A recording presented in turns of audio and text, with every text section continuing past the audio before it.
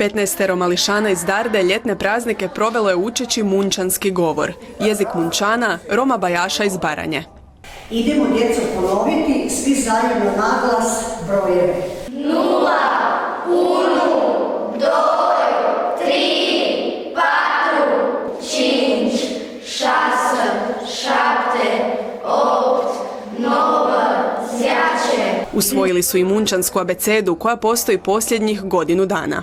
Svi mi znamo da Romi, pogotovo mladi Romi, ne poznaju svoj jezik, jako ga slabo pričaju, jako slabo razgovaraju svojim obiteljima na svom jeziku, upravo zbog različitih predrasuda koje su tijekom povijesti bile, znači stereotipa prema Romima, oni se jednostavno srame pričati i više pričaju hrvatski jezik kojeg zapravo slabo poznaju.